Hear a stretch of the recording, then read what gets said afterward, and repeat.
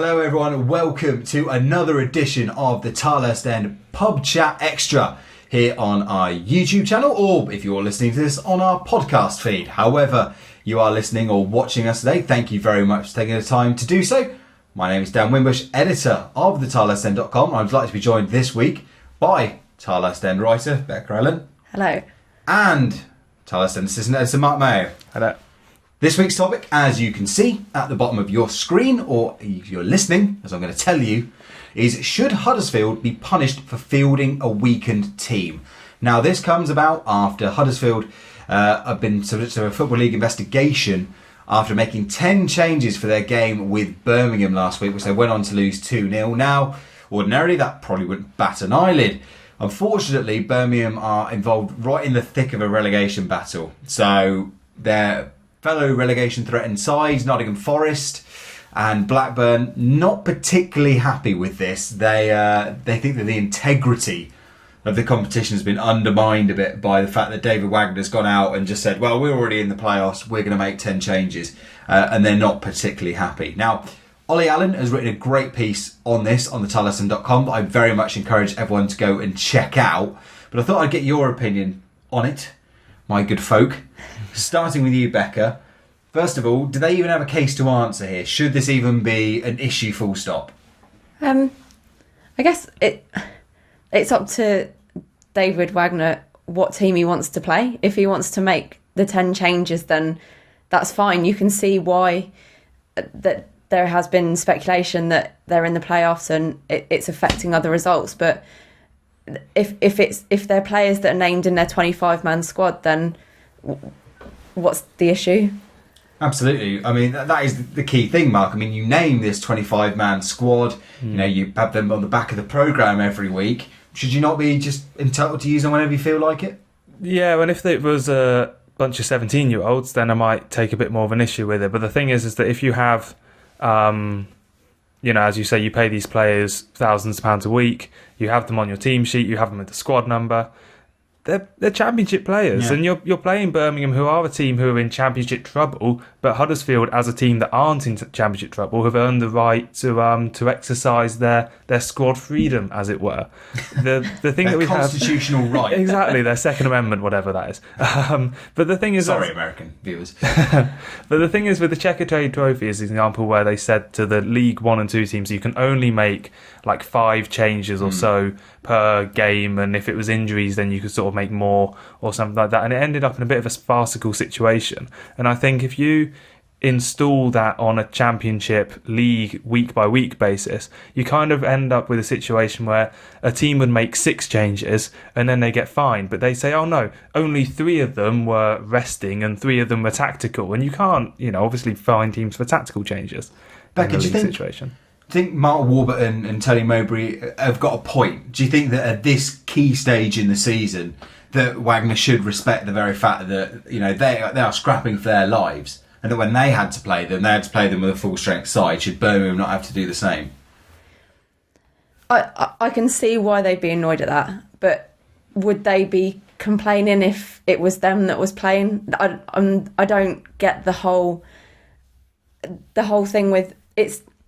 If they were in that position that Birmingham were in, they wouldn't be kicking up. So yeah, I think I can see why they're annoyed and I can see why they're frustrated. And I think if we were in that situation and that had happened to us, and I think we'd all feel that it was unfair. But it's just one of those things, I think. Well, it's kind of happened.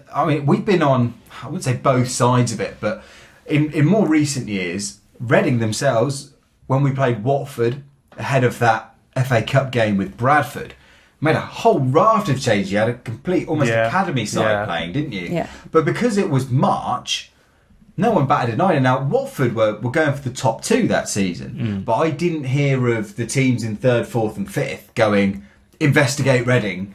Why aren't they facing Football League action? And that was kind of in the situation because that was 2 days before we had a FA Cup quarter-final replay. So it was kind of a situation where you can find us, but we have bigger fish to fry. And we have been on the end of it in the same way as the...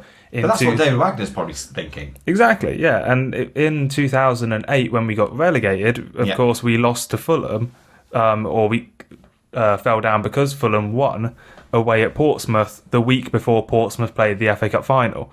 I don't think they made loads of changes, but a lot of the sort of Portsmouth sort of reaction before the game, and we all kind of knew it, was that they were focusing on the FA Cup final, as you would. So it kind of comes around and goes around in that sense, as with everything in football. I can't remember any other times specifically that Reading have done it, to be honest. There was the 2007 FA Cup third round tie at Man United, where we made loads of changes and they were kind of mocking us for it, and then we went and drew 1-1. Yeah. So it doesn't always guarantee the result, does it? And we've seen it a lot of times when teams have already confirmed for the playoffs. I mean, Reading, I think when we played Derby ahead of the last playoffs, you had people like Jake Taylor and stuff playing in those games. So teams do make changes when they've qualified for the playoffs. Yeah. I guess the only thing I'd say is then, should they do something then? If you're going to say, okay, you can pick who you want and, you know, it's tough luck depending on who you fancy, should the league maybe do something like they've trialled in Scotland, where you split the teams off for the final third or so of the season, so that every game matters and you haven't got scenarios of, you know, teams that are already in the playoffs resting team players against teams threatened with relegation? I just think that kind of it takes away from the fun of football. I think it's you still got stuff to, regardless of who you're playing, you've still got stuff to play for. And like, who would have known potentially Huddersfield might not have been like guaranteed the playoffs? So I think just leave it as it is. I think. Mark? I think the other side of the coin is if you're having Birmingham, if they were playing Blackburn, and then say Nottingham Forest were going away to Ipswich, and Nottingham Forest are hosting Ipswich on the final day of the season. Ipswich are a team with nothing to play for. All eyes on next season in the summer. They're on the beach, and being on the beach is in many respects even worse than playing a good team who are making changes, because teams who are on the beach are, you know, there's no pressure on them, and, you know, Reading have been a team on the beach and gone and beaten Derby 3-0 on the final day of the season to deny them playoff access before. Absolutely. But teams on the beach are traditionally the ones that you want to face for an easy result, and I think there's nothing you can do about that. Splitting the league still has that as a potential problem, so it's kind of one of those things of football, I'm afraid.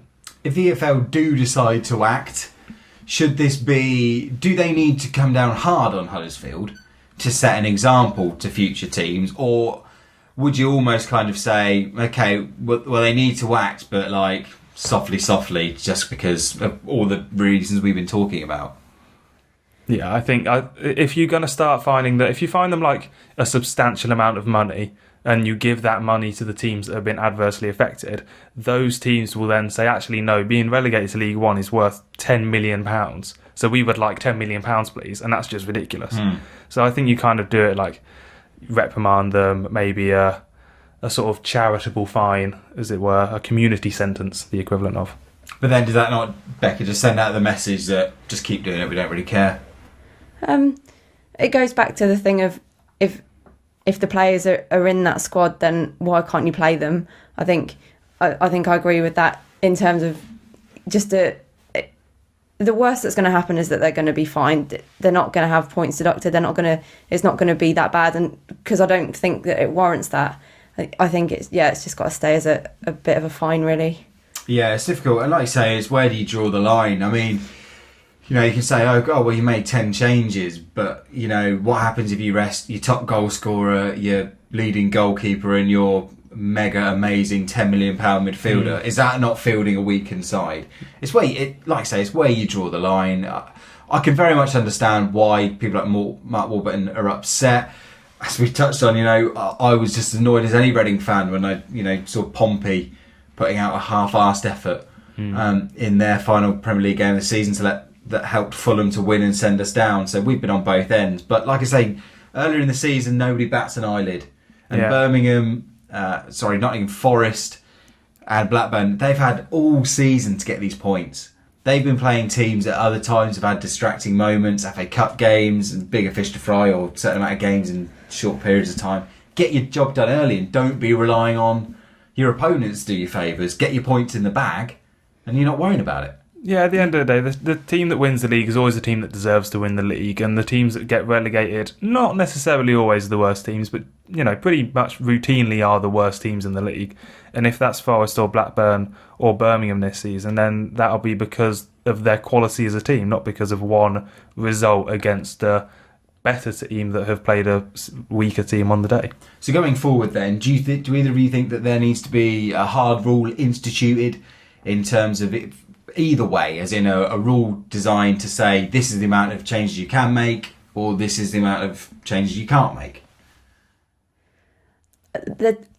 If they want consistency, then they've got to do that. But I don't see the issue with it at all. I think leave it as it is, and it's football, isn't it? It's just one of those things.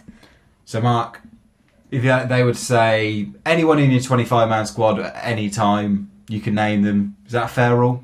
Yeah, I think so, because as we say, they're in your 25-man squad, and if, like as my point earlier, if you play a team of 17-year-olds in a full championship game, then there will have to be some serious discussions going on, and I don't know exactly what you do about that, but you would have to basically do the equivalent of throwing the league into dispute, because it is a league, it is the professional competition, and as long as you're putting in 11 or a majority team of professional, well-known in certain ways footballers, and I haven't seen the Huddersfield team exactly, but I don't think it was all unknowns. They haven't all signed them off the back of a truck. Like, I wasn't playing, so it could have been far worse. If they're in the squad, David Wagner obviously thinks they've got value, because I think all of them at least played some sort of part this season, so they're obviously good enough. So as far as I'm concerned, that's up to him. He's earned that right by managing them for 45 games, that he knows his squad, and if he thinks that's best, fine. I just think just put a rule in, just literally say from now on, name 25-30 players at any one time. You can maybe have a couple of windows to change that, but as long as you pick from, I don't know, say 16 of your 18 matchday squad, you're fine. And I think you just leave it at that. Like I say, it just seems to me like sour grapes from teams that are struggling. Just as the same way that in my heart of hearts, I think just the same with Reading and Fulham and Portsmouth. Is like, if we'd got our job done, we'd got a point against Spurs the week before, wouldn't even be talking about it. Yeah, exactly. I think also, just to finish on, basically you find a situation where this only happens, we only talk about this once a season at the absolute maximum. I can only think of about 3 or 4 times I've ever thought about it. So if it was a constant problem, then it would be addressing, or you need to address it, but it's not quite that prevalent, so I think we're okay. No, Becca, any closing thoughts? I think it's the sour grapes thing. I think it kind of takes the focus away from the fact that those teams down there, look at the teams that are down there, but all 3 teams are big teams, and taking that away from going, oh well, Huddersfield have fielded the weakened team, and that's why we're down there. I think it almost takes the pressure off of them a little bit. Yeah. But yeah, it's completely sour grapes. Absolutely right. Well, I think that's a fairly unanimous outlook from our panel. I await the comments of angry Forest and Birmingham fans. Be a lot angry if they go down, won't it? Absolutely. Well, as I said, join in the comment section. Let us know what you think. And of course, if you want to submit a Pubchat topic for yourself, you can see the contact details in the bottom corner of your screen. We're at facebook.com/the Tilehurst End. On Twitter, we're at the Tilehurst End. And you can go to the tilehurstend@gmail.com if you want to send us a piece of electronic mail. And of course, if you aren't watching this on YouTube, head over to YouTube, to youtube.com/the Tilehurst End. And I'll finish with a plug for the Patreon campaign. That is our crowdfunding campaign. It's our digital tip jar. If you like what we do, if you want to see us do more videos, more podcasts, anything like that, put your hand in your pocket, give a couple of quid or more than that, whatever you fancy giving. Join that elite circle, the VIP, and have that special place in our hearts. If you're David Wagner and you fancy that, just they backed my corner up, then Exactly, let's go and throw some dollars in there. David, you know what to do. Patreon.com/the Tilehurst End, patreon.com/the Tilehurst End. Anyway, for myself, Becca and Mark, adios.